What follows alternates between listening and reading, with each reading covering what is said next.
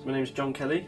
I'm a PhD student here at the UCL Ear Institute, working with Dr. Daniel Jagger and Professor Andrew Forge, working on biomedical aspects of hearing loss. So humans have around 30,000 hair cells, and as you get older these hair cells start to tire and they die off, and when the hair cells die, that's when you become deaf or hard of hearing. There's 5 main causes of deafness in humans.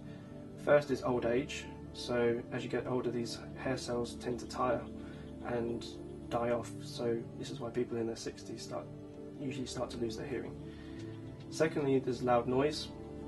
So because these hair cells are quite sensitive, any extended exposure to loud noise can cause them to die. And one problem associated with this is people listening to their MP3s and iPods for extended amount of times and at levels that are probably a bit too high for what the ear would like.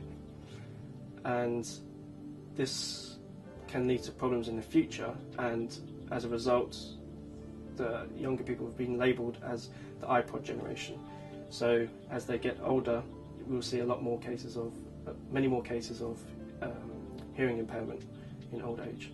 Thirdly, another cause of hearing loss is genetic inheritance. So faulty genes inherited from your parents can lead to hair cell death. Fourth cause of hearing loss is drugs. Certain drugs and chemicals can be poisonous to the inner ear and kill the hair cells. And a fifth cause related to hearing loss is certain diseases and infections.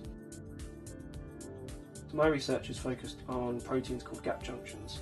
Gap junctions are a cluster of proteins that basically form tunnels between cells, and these hollow tunnels allow cells to talk to each other. And there are lots of gap junctions in the inner ear, but no one really knows exactly what they do. So my focus has been working on trying to work out why these gap junctions are important for hearing and what goes wrong when you inherit mutations in the genes that code for these proteins.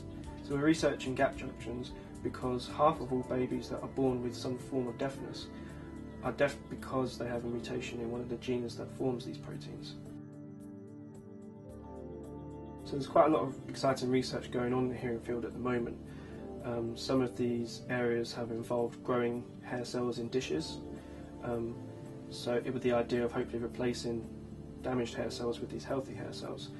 Other areas have focused on virus work, so they've used viruses that are not damaging to the human body but can get into cells and influence genetic expression of genes that are otherwise mutated or don't work properly.